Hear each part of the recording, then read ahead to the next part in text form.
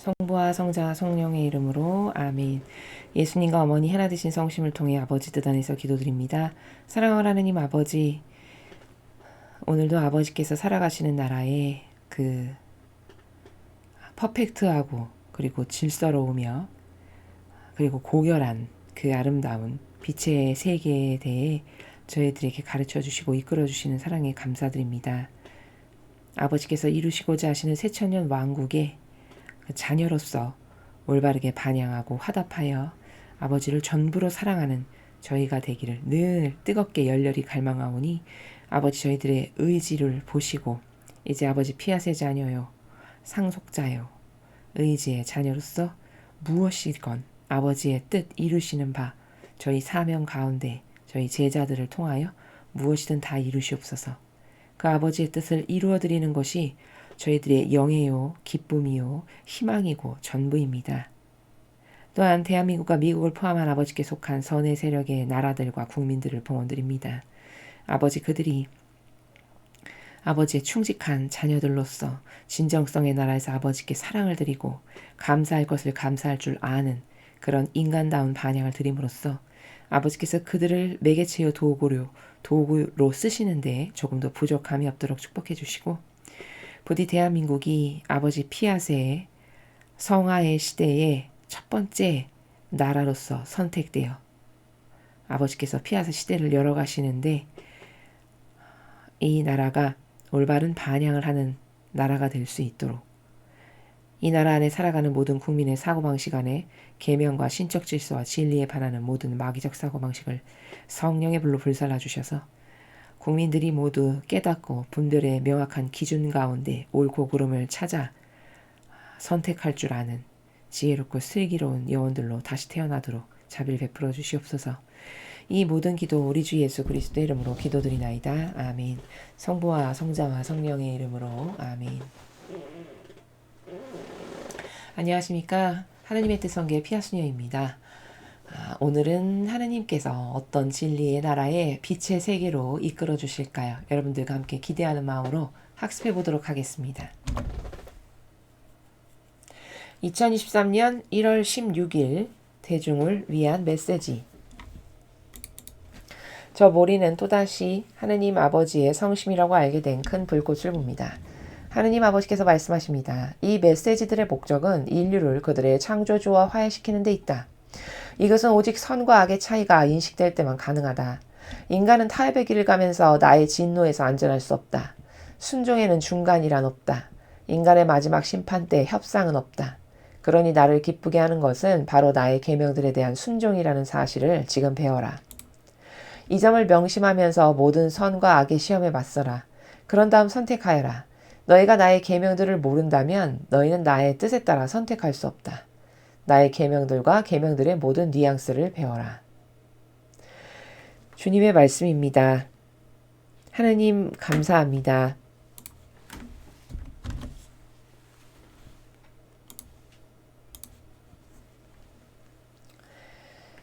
첫 줄을 보시면요. 아버지께서 이런 말씀을 하십니다. 이 메시지들의 목적은 인류를 그들의 창조주와 화해시키는 데 있다. 이렇게 말씀하십니다. 자, 아버지께서 이 성지를 통해서 벌써 한 30여 년 넘게 메시지를 주고 계시는데요. 도대체 이 메시지를 통해서 이루시고자 하시는 아버지의 그 원대하신, 그 위대하신, 그 완벽하신 뜻이 뭘까? 그 목적을 밝히시는데 목적이 창조주이신 하느님 아버지, 그러니까 우리를 진짜 만드신 본연의 우리의 아버지이신 하느님 아버지와 그 다음에 우리가 지금 소통도 안 되고 막혀있는 사이고 올바른 사랑의 관계도 아니고 막 무질서와 뒤죽박죽 뒤엉킨 이런 상태에 그리고 우리는 오해와 망상과 부작용 가운데 쪄들어서 하느님께 모욕만을 드리고 역겨움만을 드리는 이런 엉망진창으로 다 죄악 가운데 꼬여있는 상태죠. 자, 이것을 이 메시지를 통해서 주시는 다양한 진리의 말씀을 통해서 잘못된 사고방식을 자꾸 진리로 고치고 바꾸고 아닌 것을 버리고 이렇게 해서 하느님을 올바르게 깨닫고 발견하게 돼. 그러면 회개가 일어나겠죠.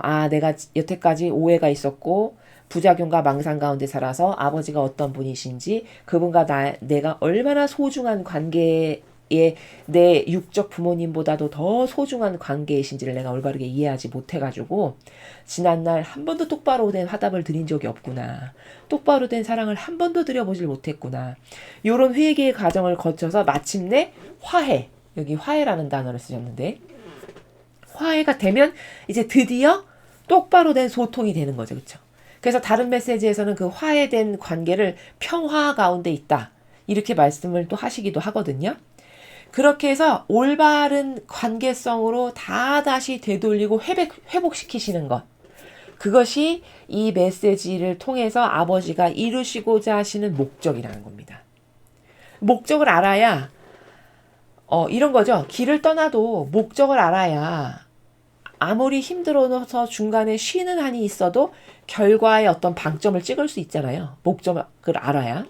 마찬가지로 아버지는 무질서하게 아무렇게나 막 하는 예가 없으시기 때문에 이런 목적성을 딱 밝히면 그 목적을 똑바로 깨닫고 이런 거니까 내가 이렇게 반영해야 되고 이건 달라져야 되고 요건 오해였고 이렇게 똑똑한 자녀들은 그 아버지가 밝히시는 목적에 따라 반영을 이제 똑바로 하게 되겠죠. 그래서 그들을 이렇게 모으셔서 천상의 나라에 데려다 놓으시는 이런 과정 중에 지금 아버지께서 있다라는 것을 우리에게 힌트로 주시는 겁니다. 이해가 되시죠? 그래서 화해시키는 데 있다라는 말씀은 첫 번째 우리가 이 문장을 통해서 고찰해 봐야 될 건 첫째가 뭐냐면 내가 하느님을 나의 진정한 영혼의 부모님이신 아버지로 지금까지 대해본 적이 있는가라는 거죠. 그렇죠. 그러면 그것은 너무 이 내용은 쉬운 거죠. 금방 똑바로 인식하기가 쉬운 것이 이 앞전의 강의에서 여러 번 반복했기 때문에 도대체 나를 누가 만들었냐. 그럼 만든 사람은 당연히 나에 대한 소유권이 있는 게 지당한 거죠. 그렇죠? 그래서 부모님도 내가 너를 이렇게 낳아서 온갖 고통으로 먹이고 입히고 키우고 이렇게 했는데 내 권리를 인정 안 한단 말이야? 이러면 화나시잖아요. 그럼 하느님은요? 얼마나 화가 나실까요? 고작 육을 낳아준 부모도 어떤 권리가 있다라고 해서 화가 나기도 하고 섭섭하기도 하고 그 사랑으로 하나 된 관계에 있어서의 그 부족한 부분에 마음이 애리기도 한다면 하느님은 어떠시겠냐는 거죠. 대다수의 권리가 나라고 하는 존재가 이 세상에서 이렇게 살아가는 데 있어서의 대다수의 권리가 다 사실은 하느님 아버지께 있는데 여러분 하느님 아버지를 지금까지 똑바로 인정하거나 올바로 된 사랑을 드렸거나 그분만이 마땅히 가지셔야 될 권리를 인정했거나 이런 것을 해본 적이 있는가. 이런 것을 고찰해보면 내가 하느님이 만드셨으니 당연히 나에 대한 지배권이 있으신데 나는 그것을 한 번도 인정 안 했으니 불효막심하구나. 요렇게 발견을 하면 이제 회개를 하게 되는 거고 그러면 하나님과 올바르게 화해를 하는 거고 그러면 소통 관계가 이루어지는 평화 관계에 있게 되는 이런 목적성을 위해서 아버지께서 이런 노력을 지금 하고 계시다라는 거죠. 수십 년에 걸쳐서. 또 하나님과 우리가 화해해야 되는 또 다른 요소 중에 하나는 뭐냐면 그러니까 그런 아버지와 나는 하나 되지 않고 그 아버지가 나의 진정한 부모님이신데 그 부모님께 의탁하지 않으면 내가 인생을 살아가는 데 있어서 나만 손해야. 이런 것을 발견해야 된다는 거죠. 나만 손해고 그리고 그 무질서한 경향 가운데 살아서 도대체 결과론적으로 좋아지는 게 누군가? 마귀만 좋아진다는 거죠. 그럼 그걸 내가 진정으로 원했던 건 아니거든요, 사실. 몰라서 그렇게 선택을 하는 거죠, 그렇죠? 이런 문제라든가. 그래서 결과에 도달하기를 그러니까 나는 내 뜻으로 여태까지 마귀의 종이요 도구로서 살았던 것을 다 이게 왜 잘못되는지를 이제 깨달았으니까 버리고 아버지 뜻으로 살아야 되겠구나. 그게 나에게도 좋고 하느님도 기뻐하시는 일이고 영혼성의 영혼의 차원에서 봤을 때도 이득이고 이게 정답이네. 이런 어떤 도출, 사고의 결과가 딱 도출이 되면 화해가 된 거고 평화의 관계에서 하느님과 소통 관계에서 살아갈 수 있게 되는 이런 목적 가운데 아버지께서 이 메시지를 주고 계시다. 이렇게 말씀하시는 내용입니다. 이것은 오직 선과 악의 차이가 인식될 때만 가능하다. 자, 하느님과 우리의 관계가 올바라지게끔 회개도 하고 뉘우쳐서 화해의 과정을 거쳐 평화 가운데 있으려면 선과 악의 차이를 내가 똑바로 알 때, 그럴 때만 가던 길에서 돌아서서 회개를 할 수 있다라는 것이죠. 그러면 이때 중요한 게 뭐냐면 도대체 어떤 게 선이고 어떤 게 악이냐를 알아야, 그래야 내가 요렇게 반영한 건 악이었어. 요렇게 반영하는 게 선이구나. 요렇게 하는 게 올바른 거구나. 이런 거를 알아낼 수 있죠. 그러면 기준이 있어야 되겠네요. 선과 악을 알려면, 그렇죠? 그러면 그 기준이 뭔가요? 그렇죠? 성경에 나오는 예수님과 성모님의 모범, 가르침, 두 분의 정신, 이게 모범 답안이에요. 분별의 기준. 그러면 그 두 분의 정신과 가르침과 모범이라고 하는 모범 답안의 기준을 딱 보고 예수님이 요때는 요렇게 하시던데, 성모님이 요때는 요렇게 하시던데, 저게 모범 답안이구나. 요렇게 하는 게 선이구나. 요렇게 하는 게 아버지가 기뻐하시는 일이구나. 요렇게 하는 건 마귀야. 이렇게 알 수 있다는 겁니다. 근데 오늘날의 인간은 선과 악의 차이를 인식하고 살아가냐? 전혀 못합니다. 진리 모르면.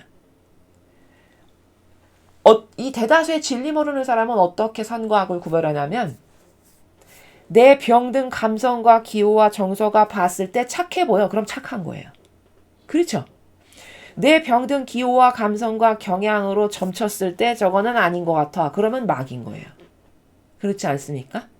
그러면 이게 얼마나 악을 행하는 거냐면, 그러면 자기가 기준이란 얘기 아니에요. 그 말은, 그렇죠? 그럼 본인이 신이고 하느님이네요. 그렇지 않습니까? 그럼 이것도 얼마나 모욕과 역경을 드리는 큰 죄인가요? 내가 하느님이니까. 나를 신의 위치에다 갖다 놓는 거 아니겠습니까? 그 기준이 나라면. 그러니까 이렇게 종교 생활을 해도 도대체 선과 악이 뭔지 다 자기로부터 발로된 기준에 따라서 선과 악을 나누지, 성경에 근거하여 혹은 이런 메시지에서 아버지께서 가르쳐 주시는 분별의 기준에 근거하여 저건 선이고 저건 악이구나. 내가 악을 따라 살다가 죽어서 지옥 가길 원치 않지. 선을 따라야지. 또 선을 따르는 걸 아버지가 기뻐하시지. 선을 행해야 돼. 나에게 손해가 있어도. 이게 옳은 거거든요. 이런 사고방식을 하는 사람 여러분 보셨나요? 지금 세상에는 거의 찾아보기가 어렵죠. 그래서 아버지는 지금 네가 나하고 화해하는 게 급선무인데, 지금 이 메시지를 내가 이렇게 지속적으로 수십 년에 걸쳐서 주는 건 그걸 위해서인데, 그러려면 네가 나랑 화해하려면 도대체 뭐가 악인지 뭐가 선인지 내가 뭘 잘못했는지를 알아야 회개를 하고 뉘우칠 거 아니겠어요? 그럼 회개를 하려면 어떤 게 악이고 선인지를 알아야 회개를 하죠. 그렇죠? 그러니까 고해성사를 봐도 사실은 똑바로 된 고해성사를 대다수의 사람이 보지 못하고 다 피상적인 고해성사를 보는 겁니다. 본인의 병든 기호와 감성과 정서가 봤을 때 그냥 눈에 보이는 형상적이고 피상적이고 막연한 사고방식으로 이게 죄인 것 같아. 그러면 그냥 고백하는 거죠. 물론 그마저도 그 양심이 발동이 돼서 이런 게 잘못했네 라고 어떤 뉘우치는 그 마음은 옳은 것이겠으나, 그 고해성사가 더 하느님이 받으실 수 있는, 그래서 똑바로 된 회개와 뉘우침을 통해서 영혼이 새로 태어나는 그 성사의 참된 의미와 본질을 획득하는 가운데에서의 고해성사가 되려면 똑바로 진리에 근거한 선과 악을 알아야 진짜 나의 죄를 고백할 수 있다는 거죠. 그래서 제가 이 앞 시간의 강의에서 이 1월 15일 메시지에서 인간은 어떤 게 가장 큰 죄인지를 과연 아는가? 아마 대다수는 모를 겁니다. 근데 예수님께서 가르쳐 주셨어요. 천상의 책에서 하느님을 사랑하지 않는 것이 가장 큰 죄악이다. 이렇게 말씀을 하세요. 그럼 도대체 그게 왜 가장 큰 죄악인지를 알아야 되겠죠. 그렇죠? 왜 큰 죄악인지를 어제 강의에서 설명했습니다. 혹시 못 들어보신 분은 들어보셨으면 좋겠고요. 이렇게 해서 인간은 감히 죄라고 생각도 못 해봤던 것이 사실은 엄청난 죄고, 소소하게 우리가 고백하는 것들은 이 대죄를 고백했으면 이건 그냥 소죄로 다 하나님은 용서해 주시는 이런 차원에 있다 라는 것을 올바로 깨닫고 똑바로 성찰을 할 수 있어야 하겠다라는 점입니다. 인간은 타협의 길을 가면서 나의 진노에서 안전할 수 없다. 그러니까 하느님은 성경을 보면 너는 예, 아니요 두 가지 중에 하나만 답하거라. 그 이외의 모든 건 다 악에서 나온 거다. 이렇게 예수님이 친히 가르쳐 주시거든요. 그러면 그 한 문장을 통해서 어떤 사고방식이 막이고 어떤 사고방식을 하느님은 좋아하시는구나 딱 알아야 되거든요. 근데 알기에는 이미 우리의 병든 기호정석 경향 때문에 이미 성경에 쓰여 있고 말씀하셨어도 그 본질적 의미를 파악하는 데 있어서 정수, 그러니까 핵심을 확 찍는 정수에서 발견하기보다는 약간 어떤 희미한 불빛 가운데 발견하는 수준이랄까요? 그러다 보니까 아직도 여전히 깨닫지 못한 것이 많이 있는 것이죠. 타협이라는 거는, 여기서 말씀하시는 타협이라는 거는 이런 거예요. 예를 들면 아버지 뜻도 요 정도 따르고 그게 옳다니까. 근데 내 뜻도 어떤 땐 또 이렇게 따르는, 요게 타협입니다. 근데 그 타협을 하느님은 받아들이시지 않고 진노하신다는 거예요. 그러니까 하느님을 인간의 기준으로 끼워 맞추면 절대 안 됩니다. 아버지는 예, 아니요, 요 분명한 사고방식 안에서 모든 것을 하시지, 인간처럼 두리뭉실하고 나한테 이득이 되는 게 뭔가를 머리를 쓰기 위해서 사실은 가운데 노선을 타면서 오늘은 오른쪽이 더 이득인 것 같으니까 오른쪽도 했다가 내일은 왼쪽이 이득인 것 같으니까 왼쪽을 취하는 이런 사고방식은 하느님하고 완전히 상극이에요. 하느님은 절대 그런 나라에서 다스리시거나 무엇을 행하시지 않으세요. 왜? 그게 다 마귀의 행간의 나라니까. 왜 이쪽도 선택하고 이쪽도 선택하는 타협을 아버지는 수용 안 하시냐? 그건 언제든지 배신할 수 있는 것이 잠재적으로 내재되어 있는 속성이니까 그래요. 그렇죠? 여러분도 누구를 내가 결혼할 사람, 배우자로서 선택을 하는데 타협을 얼마든지 할 수 있는 사람이다, 저 사람이. 그러면 그 사람이 그 분야에서만 타협을 할까요? 그렇지 않습니다. 속성이라는 건 왜 무섭냐면요, 그게 360도 전방향으로 다 영향력을 끼치기 때문에 그래요. 그렇게 타협을 잘하는 사람은요, 사랑도 오늘은 이 여성을 사랑했는데 3년 후에 저 사람이 더 멋있는 어떤 매력적인 여성이 나타났는데 그럼 얼마든지 이 여성 버리고 그쪽으로 갈 수 있는 확률이 있다는 얘기예요. 타협을 하는 속성이 있는 사람은. 그런 것이기 때문에 어떤 예와 아니오의 정신과 기호와 정서가 내재화되어 있지 않은 사람은요, 다 얼마든지 마귀적 사고방식으로 영향력을 끼칠 수가 있다는 것을 잘 인지하셔야 됩니다. 그래서 아버지는 이 타협이 왜 나쁜 거냐? 얼마든지 배신할 수 있고 뒤집을 수 있고 이유되고 변절할 수 있는 속성이죠. 그래서 이런 건 선택을 안 하시고 쳐다보시지 않으세요. 그래서 진노하신다고 하시는 겁니다. 그럼 도대체 그 타협이 구체적으로 뭐냐? 내 뜻도 따르고 아버지 뜻도 따르는 요런 정신. 또 인간의 제도 전통을 따르는 것. 왜? 그게 내 기호정석 경향으로 봤을 때 거룩해 보이거든. 이런 게 다 타협이에요. 그러나 타협이 없는 사람은 목에 칼이 들어와도 저는 성경에 근거한 아버지의 뜻, 그것만 따를 겁니다. 이렇게 반영하겠죠. 그렇죠? 그 다음 또 어떤 게 타협의 마음, 타협의 정신이냐면 하느님의 말씀이 아닌 것을 믿고 따르는 거. 그런 게 다 타협입니다. 이런 것이 타협이라고 볼 수 있는 관점이 없으면 본인이 그러한 길을 가고 있어도 내가 지금 마귀에게 속아서 이런 길을 가고 있다는 걸 전혀 깨달을 수가 없는 안타까운 처지에 놓이게 돼요. 그래서 예와 아니오라고 하는 분명한 사고방식이 아닌 것은 다 타협의 속성을 내재적으로 갖고 있는 거다. 이런 것은 절대 하느님의 진노에서 안전할 수 없다라고 하셨으니 당장 버려야 된다 라는 겁니다.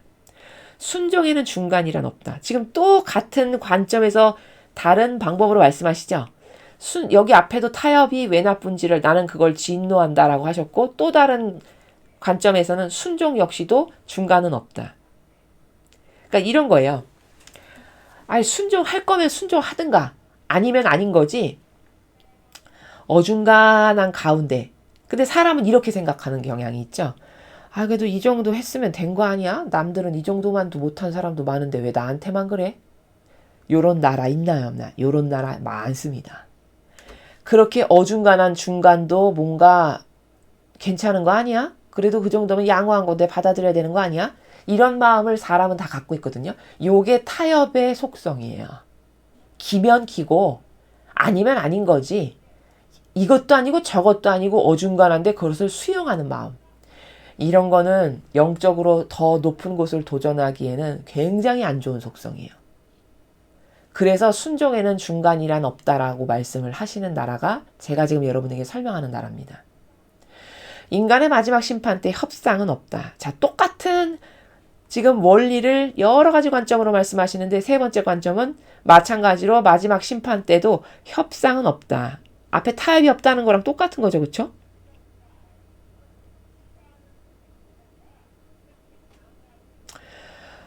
즉 다시 말해서 내 뜻으로 살았어. 내가 여기서. 근데 그 내 뜻으로 산 거를 물론 여기서 회개하고 뉘우치면 용서를 해주시겠으나 그런 과정을 거치지 않은 것이 어떤 것이 남아있다. 그러면 그것에 대해서 아버지께서 뭔가 봐주시냐. 그런 게 없다는 거죠. 그렇죠? 봐주시거나 아이 그래 네가 이 정도 했으면 됐지. 이런 나라가 천상에는 없다는 거예요. 근데 인간은 아까 제가 설명할 때 그래도 이 정도면 된 거 아니야? 이런 게 있죠. 이런 행간이. 그것은 하느님의 사고방식하고는 다른 겁니다. 그래서 협상이 없다라고 지금 아버지께서 알려주시는 겁니다. 그러니 나를 기쁘게 하는 것은 바로 나의 계명들에 대한 순종이라는 사실을 지금 배워라.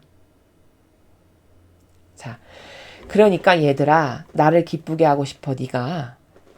그러면 바로 내가 너희들에게 준 계명, 그 계명을 순종하는 게 곧 나를 기쁘게 하는 사실이라는 거를 배워라. 계명을 순종하면 왜 하느님을 기쁘게 할까?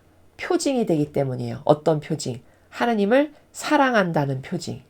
하느님 아버지를 내 아버지로서 존중한다는 표징. 하느님하고 나는 하나 된 사이예요.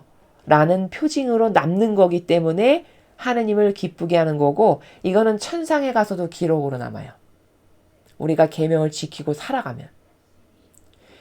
이 인간은 대충 막연하게 대강 이런 나라가 있지만 천상은 너무나도 퍼펙트하거든요. 그래서 다 어떤 증거를 남기고 고해성사를 보는 것도요. 여러분. 왜 사제를 세우냐면요. 용서는 사제가 하는 게 아니죠. 하느님이 해주시는 거죠. 근데 도구적 역할을 하라고 중간에 세우신 거죠. 그러면 그 사제가 하는 건 뭐냐면 하느님의 도구로서 저는 이렇게 사합니다. 라는 요구를 하는 게 단순한 그 직분이 해야 될 일이거든요. 근데 왜 그럼 중간에 사람을 세울까? 그가 증인이 되게 하는 거거든요. 아, 이런 죄 회개했어요. 뉘우쳤어요. 아버지 그때 저 중간에서 그거 들었는데요. 이 영혼이 회개하고 진짜 뉘우쳤어요. 이런 증인이 되게 하시는 거거든요. 이렇게 천상의 나라가 세세하고 세밀하고 정확해요. 증인도 세워서 아주 명확한 빼도 박도 못하는 증거가 되게끔. 이해가 되십니까? 마찬가지로 계명을 지킨다는 건 대강 그냥 뭐 말로는 계명이 10계명이 뭔지 다 아는데 아 그래 이렇게 하고 넘어간다라고 해서 되는 게 아니고 진짜 내가 실생활에서 계명을 지켜서 어떤 행위로 남기고 그걸로 인한 열매로 맺고 이런 게 있으면 그게 증거가 되고 그 열매가 아버지가 인정하실 수밖에 없는 마지막 날에 증거들이 다 되는 거거든요. 그렇기 때문에 다 천상의 나라는 사실적인 것이어야 돼요. 직접적인 것이어야 되고 실천적인 것이어야 되고 이렇게 돼야 되는 겁니다. 그래서 지금 아버지께서 말씀하시는 것도 기쁘게 하는 건 네가 계명을 사실적으로 순종해서 지켰어. 그러면 그게 증인이 되는 거거든. 어떤 증인? 나랑 하나 됐다는 증거, 나를 사랑한다는 증거, 나를 네가 존중한다는 증거. 그러니까 그 증거에 입각해서 아 얘는 천상에 여기 가기에 합당해. 이렇게 판결할 수가 있죠. 이렇게 명확한 나라라는 겁니다. 그러니 막연한 사고방식이 얼마나 나쁜 건가요? 천상에 가기에 참 불리한 거죠. 그렇죠? 이렇게 이해를 하시면 됩니다. 이 점을 명심하면서 모든 선과 악의 시험에 맞서라. 자, 이렇게 기준이 명확히 있고 네가 나를 사랑한다면 계명을 사실적으로 지키면서 살아가겠지? 그런 점을 네가 잊어버리지 말고 명심해서 너에게 닥칠 선과 악의 시험. 우리가 살아가다 보면 일상생활에 수많은 선택의 기로들이 있지 않습니까? 그렇죠? 그리고 그 선택의 기로가 나에게 닥칠 때마다 그 시험에 맞서라는 건 무슨 뜻이냐면 기준은 계명이지. 내가 따라야 될 질서는 계명이지. 그러면 계명에 근거했을 때 이 두 개 중에 어떤 걸 선택하면 아버지가 기뻐하실까? 예수님은 요때 요렇게 선택하셨겠다. 해서 선택을 해. 그러면 하느님을 기뻐하는 사실적 행위가 거기 이렇게 딱 증거로 새겨진 거거든요. 그럼 아버지께서 이 다음에 나를 심판하실 때 봐라. 얘 이때 이렇게 선택했지 않았니? 이것에 근거하면 얘는 나를 사랑하는 내 자녀야. 요렇게 하신다는 얘기죠. 그렇죠. 그러니까 매 순간마다 너가 선택의 기로에 있을 때 사실은 선과 악의 시험의 기로에 놓여 있는 건데 그때마다 계명이라고 하는 기준에 근거해서 선택을 해야 된다는 거를 명심해라 라는 말씀이시죠. 그런 다음 선택해라. 자, 선과 악의 시험이 왔을 때 기준이 뭐더라? 이거지? 계명이지? 거룩한 사랑이지? 그걸 명심해서 선택을 하거라. 너희가 나의 계명들을 모른다면 너희는 나의 뜻에 따라 선택할 수 없다. 그렇죠. 계명 정신이 뭔지를 몰라. 그러면 아버지 뜻에 따라 선택을 할 수가 없겠죠. 당연한 거죠. 그렇죠? 그러면 계명 정신이 뭘까? 항상 자기가 배제되는 거예요. 그렇죠. 그럼 자기가 배제되는 선택을 늘 해. 그러면 아버지를 사랑한다는 증거고 그 아버지와 하나 됐다는 증거고 아버지를 존중한다는 증거죠. 그렇죠? 자, 그런데 여기서 요 계명의 근거에서 선택을 한다는 거는 영적인 차원에서 봤을 때는 어떤 거냐면요. 단일 행위가 돼요. 단일 행위. 단일 행위가 무슨 말이냐면은 천상의 나라는 하느님 아버지, 삼위일체신 하느님 아버지뿐만 아니라 거기 간 모든 영혼이 다 단일 행위를 하는 나라예요. 무슨 말이냐면 단일 행위, 즉 하느님의 뜻을 이룬다라는 그 목적에만 결부된 단일 행위를 하는 곳입니다. 그런 영혼들만 가는 나라예요. 근데 인간 지상생활을 볼까요? 여기는 단일 행위가 한 가족 안에서도 단일 행위가 나오기가 힘들어요. 4인 가족이 산다. 그러면 아빠가 좋아하는 아빠의 뜻이 따로 있고요. 아내의 뜻이 따로 있고 애들도 다 자기 뜻이 있어요. 그렇죠? 그래서 다 각자 자기 뜻을 따르고 살죠. 그러면 여기 4개의 뜻이 있어요. 늘. 그러니까 맨날 싸울 수밖에 없는 거거든요. 어떤 공동체가 있어요. 100명의 수도자가 살아요. 그러면 그 100명의 수도자가 만약에 이런 진리에 근거한 단일 행위를 하는 게 천상의 나라고 그러므로 우리는 그 단일 행위를 수행하고 살아가는 사람들이다라고 하는 어떤 진리에 입각한 올바른 정신세계의 질서가 없다. 그럼 100명이 다 다른 100명 각자의 뜻이 있겠죠. 그렇죠? 원하는 게 다 다르고. 그러면 그 100명이 맨날 싸울까요? 안 싸울까요? 맨날 싸우겠죠. 맨날 다툼밖에 없겠죠. 분란밖에 없고. 인간은 이렇거든요. 근데 천상은 억만 명이 살아도 하나의 단일 행위밖에 안 나오는 것이에요. 왜? 다 아버지의 뜻만이 옳습니다. 그것이 선의 극치입니다. 그것을 인정하고 받아들이고 그것만을 위해서 살다 온 사람들이기 때문에 거기는 다 각자의 위치에서 그 아버지의 뜻이라고 하는 하나의 목적성을 위한 단일 행위를 수행하는 차원의 나라입니다. 근데 내가 이 지상에서 계명을 행하면요. 그 단일 행위를 행한 사람이 돼요. 나 역시도. 이해되십니까? 왜? 그 천상의 나라는 계명을 행한 자들이 온 곳이니까. 그럼 내가 이 지상에서 계명을 따르고 살아가는 사람이면 이미 이 몸은 육신은 이 지상에 있지만 이미 내 사고방식과 정신은 천상에 살아가는 사람과 똑같은 사고방식을 하는 거라는 말이죠. 왜? 나도 아버지의 뜻이라고 하는 단일 행위를 위해서 살아가고 있으니까. 이해가 되시죠? 이제 그런 차원을 지금 아버지께서 말씀을 하시고 계십니다. 나의 계명들과 계명들의 모든 뉘앙스를 배워라. 이 마지막 단어, 이 뉘앙스가 여기서 핵심인데요. 계명들과 계명들의 모든 뉘앙스를 배워라. 이게 무슨 말이냐면 뉘앙스라는 단어를 잘 알아야 되는데, 뉘앙스라는 건 이런 거죠. 표면적으로 드러난 단어. 어떤 문장이 있으면 그 문장을 구성하는 각각의 단어들이 있잖아요. 근데 그 단어를 통해서 표현하고자 하는 의중이 있죠, 사람마다. 그렇죠. 근데 이제 사람은 그 어떤 문장의 직접적 단어를 쓰지는 않았지만 표현하고 싶은 의중을 억양을 통해서도 드러내고, 그렇죠? 혹은 그 문장 앞과 뒤의 문장, 전후 문장을 통해서 의도를 표출하기도 하고, 이렇죠. 그러니까 쉬운 예를 들면은, 아우, 너 참 예쁘다. 이게 인토네이션에 따라서 진짜 예뻐서 그렇게 칭찬하는 건지, 아니면 안 예쁘고 못생기고 나는 너를 싫어하고 미워해. 그러나 너 참 예쁘다라는 것을 비꼬아서 말하는지, 이런 게 다 인토네이션이나 어떤 억양을 통해서 그 뉘앙스를 드러내잖아요. 인간도. 그게 왜냐면 하느님을 닮아서 그런 건데, 마찬가지로 아버지도 뉘앙스를 통해서 말씀하시는 것이 굉장히 많아요. 그러면 그 아버지께서 어떤 나라를 말씀하시는지를 알려면 단순히 이 단어들만 알아가지고는 아버지가 표현하시고자 하시는 사실 그 속 깊은 의지를 알 수가 어렵겠죠. 알 수가 없겠죠. 그렇죠? 그래서 아버지는 뉘앙스를 배워라라고 말씀하시는 거예요. 예를 들어 이 마지막 문장이 중요하면 이 마지막 문장의 앞문장 혹은 그 앞에 문장을 통해서, 이걸 우리는 행간이라고 하는데, 혹은 이 뉘앙스라는 단어가 중요하면 뉘앙스 앞 단어와 뒷 단어의 조합을 통해서, 이게 행간인데, 이 뉘앙스라는 단어 안에 내포되어 있는 아버지의 의지를 발견할 수 있어야 되는 것이거든요. 그러면 나의 계명과 계명들의 모든 뉘앙스를 배우라는 건 도대체 무슨 말일까?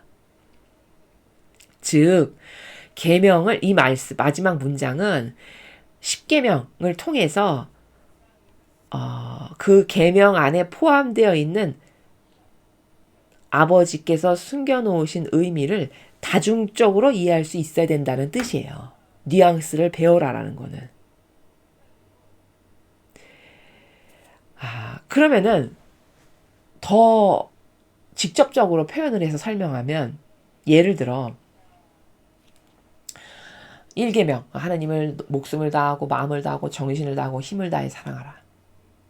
이렇게 있다. 그러면 1계명을 통해서 하나님을 사랑하라는 말이구나. 이렇게 이해하면 뉘앙스까지 안 건 아니에요.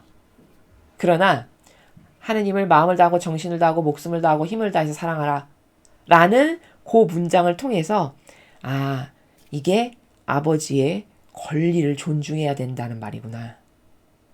그리고 아버지를 인정해드려야 된다는 뜻이구나. 그러면 왜 존중하고 인정해야 되지? 나하고의 이런 관계이시구나. 원래 이런 사랑의 관계구나. 이렇게 하나 된 관계였는데 아담과 하와가 죄를 져서 지금 이 지경이 된 거구나. 이런 기타 등등을 깨닫고 발견하는 것, 그게 계명의 모든 뉘앙스를 배워라 라는 나라예요. 이해가 되십니까? 그러니까 그 단어만 알면 뉘앙스까지 이해하고 깨닫고 발견하기는 어렵죠. 그래서 지금 아버지께서는 계명의 뉘앙스를 배워라라는 거는 계명이라고 하는 그 10가지의 문장 너머에 아버지께서 다 말씀하시지 않았지만 숨겨져 있는 아버지의 의지가 어떤 것인지를 우리가 깨닫고 발견해야 된다는 건데, 그럼 다 말씀해 주시지 왜 저렇게 숨겨놓으셔 어렵게, 이런 생각이 들 수도 있어요. 근데 그건 어떤 거냐면 이런 거예요. 예를 들어 그렇게 낱낱이 다 말씀하실 수가 없어요. 왜냐하면 이런 겁니다. 예를 들어 1계명이 너가 정신을 다하고 마음을 다하고 목숨을 다하고 힘을 다해 사랑하라, 이렇게 이야기를 했어요. 근데 그 사랑도 사람마다 천차만별이잖아요. 1단계로밖에 사랑 못하는 사람도 있고 예수님과 성모님의 차원에서 아버지를 사랑하는 사람도 있단 말이죠. 이렇게 천차만별이란 말이죠, 범주가. 그러면 어디에 포커스를 맞춰서 말씀하시나요? 그렇죠. 그러니까 그냥 명제적 명제적 어떤 문장으로 말씀하실 수밖에 없는 이런 현실이고요. 또 이런 것도 있어요. 왜 우리도 이런 거 있죠. 인간도. 내가 저런 선물을 받고 싶어. 근데 구체적으로 야 내가 이번 생일 때 있지 내가 이번 환갑잔치 때 무슨 선물이 꼭 받고 싶으니 그걸 사오너라 이렇게 말할 수는 없잖아요. 인간도 그쵸? 그걸 자발적으로 자녀가 눈치가 빠르고 관심이 부모님한테 많아서 자발적으로 사온다면 고맙게 받겠으나 그걸 굳이 내가 내 생일을 위해서 야 나는 이번 환갑 때 뭐뭐 받고 싶고 어디에 해외여행을 가고 싶고 내가 이런 걸 꼭 하고 싶으니 이런 걸로 사와라 이렇게 말하면 좀 질이 떨어지죠. 그렇게 해서 선물 받으면 기쁘지도 않죠. 그쵸?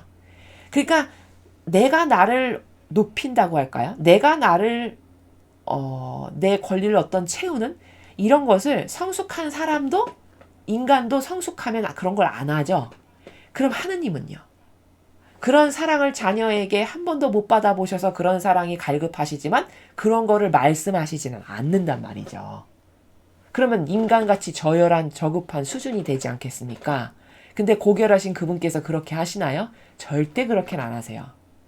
그러니까 뉘앙스를 알고 숨겨놓는 것을 발견할 수 있는 영적인 아버지와의 깊은 공감대와 통교의 정신세계에서 만나는 사람만이 알 수 있는 그리고 그런 것은 인간도 자유의지로 자발적으로 했을 때 기쁨이 큰 것처럼 아버지도 그런 뉘앙스로 다 숨겨놓으셔서 많이 사랑하는 자녀가 그것을 곰곰이 골똘히 생각해서 아버지가 이거 기뻐하시겠다 해서 정성껏 준비해서 뭔가를 드리면 제가 나를 진짜 사랑하는구나 기쁘시고 그게 양질의 사랑이라는 것을 또 남하고는 구별되는 양질의 사랑이라는 것을 발견하니까 천상에 갈나라도 결정되는 이런 굉장히 다중적인 차원의 나라가 있기 때문에 뉘앙스에서 말씀을 하시는 겁니다.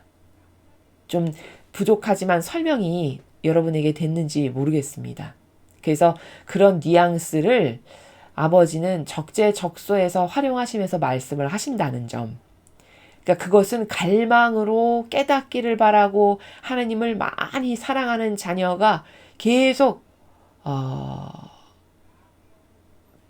깨닫기를 바라서 갈망하고 열정적으로 원할 때 그런 차원도 이렇게 열어주시는 그래서 보게 하시고 발견하게 하시는 그래서 아버지가 이런 걸 기뻐하시겠구나 해서 자발적 사랑으로 채워드리는 이런 나라가 뉘앙스의 행간이기 때문에 계명을 그런 다중적인 뉘앙스의 나라에서 이해할 수 있어야 된다라고 지금 아버지께서 이렇게 살짝 힌트를 주시는 그런 차원의 나라를 여러분들께서 지금 보셨습니다.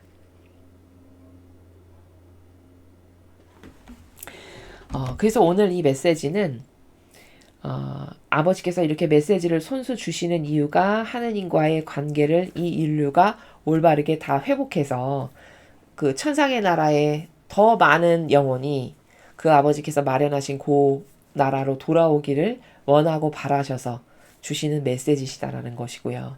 아버지는 타협, 중간, 가운데 이런 것을 절대 좋아하시지 않는다. 아까 이것은 진노하신다라는 표현까지 했습니다. 그렇죠? 그러면 그 가운데에서 타협의 정신으로 이득되는 것을 약삭빠르게 선택하는 것이 지혜가 아니라 영적인 나라에서는 저주받은 일이라는 게 왜 그런지를 깨달아서 그런 것을 다 없애버려야 되고요. 혹시라도 나에게 속성적으로 있다면 그리고 계명을 통해서 아버지께서 숨겨놓으신 뉘앙스의 나라 계명뿐만 아니라 하느님께서 주로 말씀하시는 그 모든 말씀 안에 숨겨져 있는 뉘앙스를 통해서 어떻게 더 하느님을 많이 사랑하고 어떻게 기쁨을 드리고 아버지께서 갈급하게 여기시는 것을 내가 좀 채워드리는 영혼이 될까라는 그 사랑의 강도가 아버지께서 숨겨놓으신 뉘앙스를 발견해서 그분께 드리는 그 사랑은 사람들마다 천차만별로 다 다르다라는 거. 그래서 여러분도 계명 가운데 숨겨져 있는 그 아버지의 뉘앙스의 나라를 잘 참고하시고 인지하시고 갈망으로 더 깨닫게 되기를 원하셔서 더 많은 사랑으로 더 하느님의 권리를 인정해드리고 그런 아버지와 하나 될 수 있는 그런 반향을 하실 수 있었으면 좋겠습니다. 이상으로 2023년 1월 16일 대중을 위한 메시지 해설을 마치겠습니다. 감사합니다.